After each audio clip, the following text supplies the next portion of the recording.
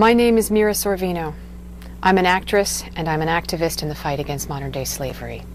I've joined the CNN Freedom Project in a search for the truth and for solutions. What we found will shock you and break your heart. It broke mine. But don't look away. It's important that you see what's happening every day in Cambodia.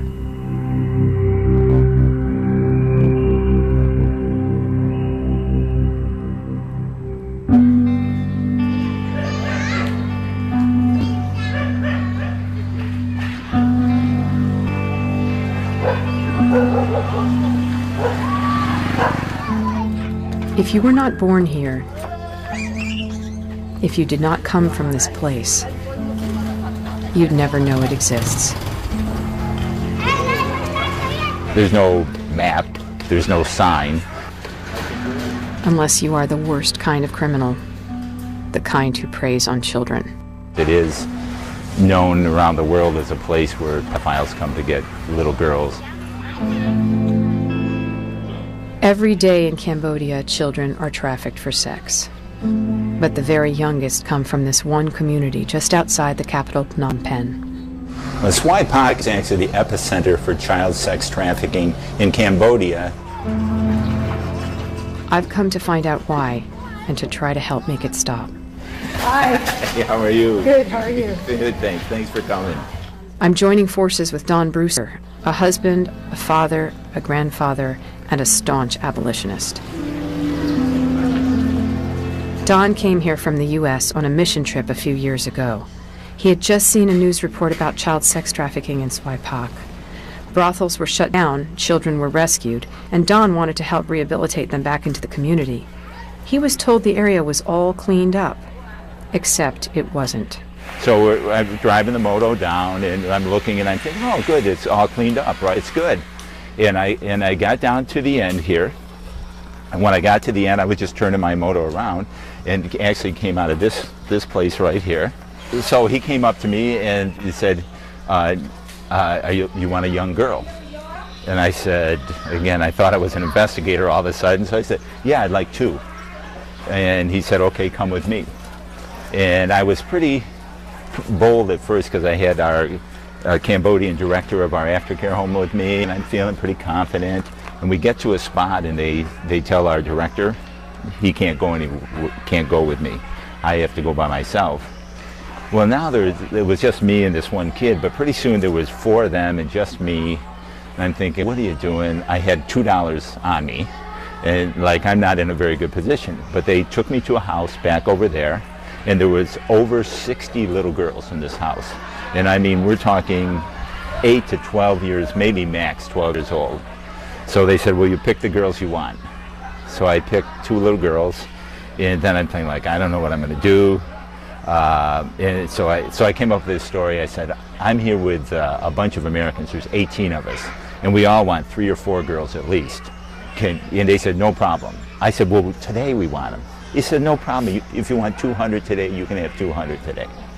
And so I said, well, I'll go get my friends, and we'll be right back, right? And they said, oh, no. You go, you take care of those 2 girls. You pay me and take care of those 2 girls right now, then you can go get your friends. And that's when I realized I'm not an investigator. But you know, frankly, I prayed, like, how am I going to get out of this mess? And I think God gave it to me. I said, you know, that Cambodian guy I'm with, he's no good. He'll go to the cops. I have to get rid of him, and I'll come back with my friends. And they bought it, and they let me go. Did you come back? I went to police and NGOs to do investigations and stuff, and like I thought, hey, I got this big secret nobody knows about. And they said, yeah, we know it.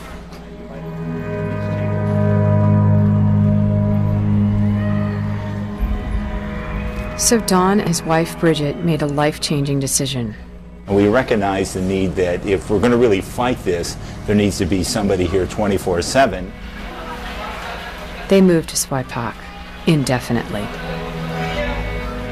Today, his nonprofit, Agape International Missions, feeds, shelters, and rehabilitates survivors.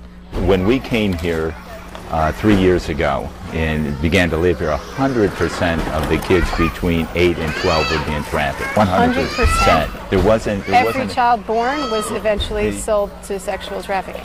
And we didn't believe it until we saw van load after van load of kids being brought in.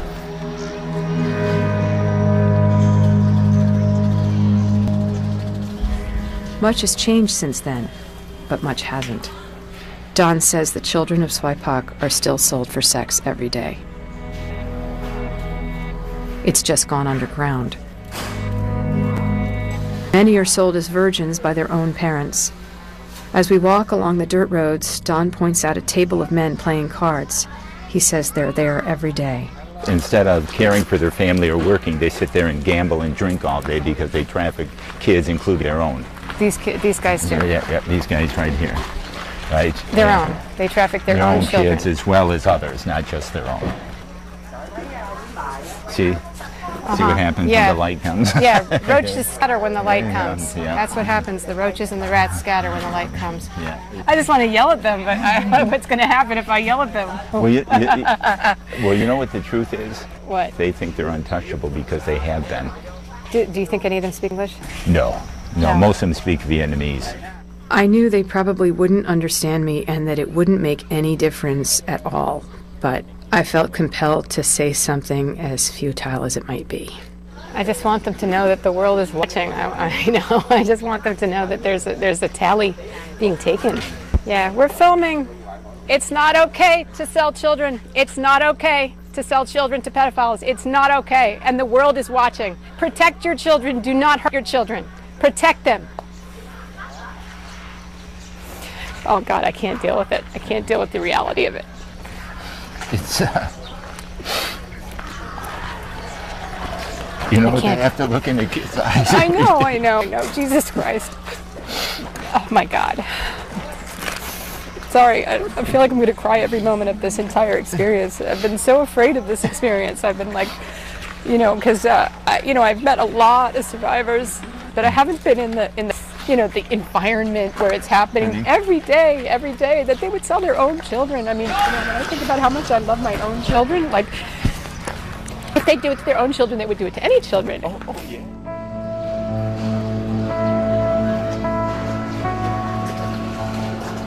How desperate must a mother be to allow her child to be harmed in such a horrific way? Soon, I'll be meeting some of these young survivors.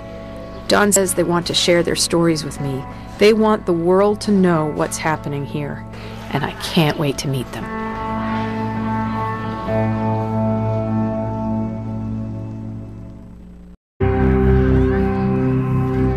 Yu has a smile that lights up her face. It also hides the sadness in her young eyes. We believe she's 14 and she was started to be trafficked when she was 12. She doesn't know exactly when she was born.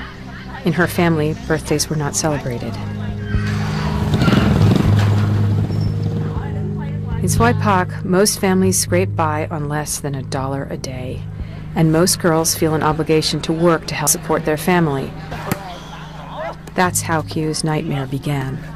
She says a woman came to see her mother offering a job for Q.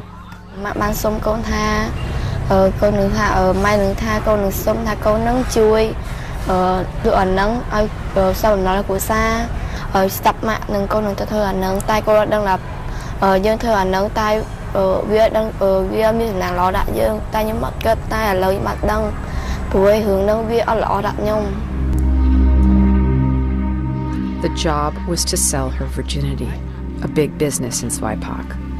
Swaipak is known for virgin sales and prepubescent sex. So a virgin sale can be anywhere from $5,000 to $8,000. I mean, we're not talking $20.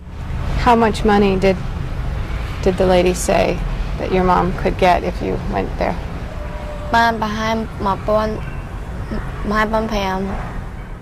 Q says she was taken to a doctor to verify her virginity.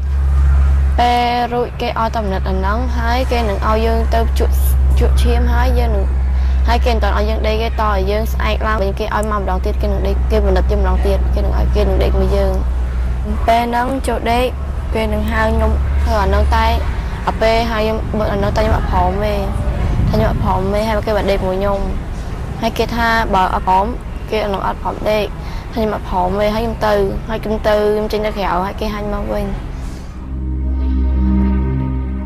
She says the man kept her in his hotel room for 2 days. How did you feel after you left the man? Cô mẹ lắm thở bả chứ. Broken, she returned home to Swaipak, only to find out her mother had sold her again. Once this girl has been sold her virginity as a prepubescent girl, if she's pretty by the standard of whatever country comes in, and prepubescent, it's like $400 to have sex with her. And how many times in a day even a girl might be forced to have sex, really be raped by someone. There's lots of dollars involved in this. Q says her mother sent her to work in a brothel in northern Cambodia, far from home. Cô nữ sống tham ở con tàu hồng thơ mặt hai nâng xong khóc là lôi xây cái hói. Con nữ con chọn thơ ca nâng con nữ chọn thơ ca tại đây sẽ bạn đại cái nạn dương đâu nè nông cục xong hơi chật ôn tha cất tha bùa ấy ôn thơ nâng tiết tại ôn nó miền nào cột khỏi nâng nghi bùa ôn thơ nâng. Did you run away from the place? Yes.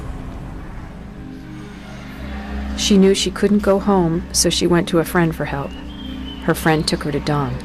She's been recovering at the Agape Restoration Center in Phnom Penh ever since.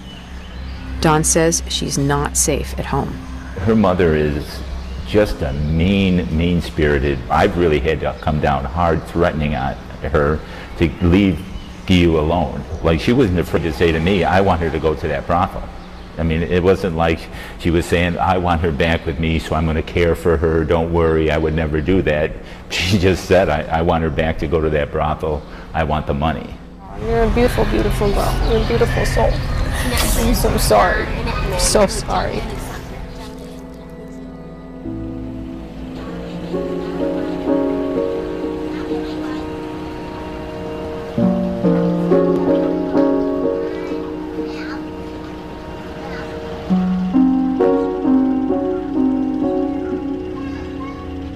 All along the Cambodian shore, these makeshift boathouses are home to thousands of undocumented Vietnamese people.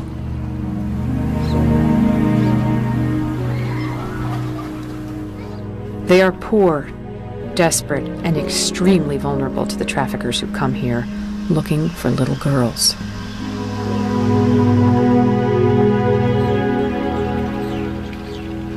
This is where we found Q's mother.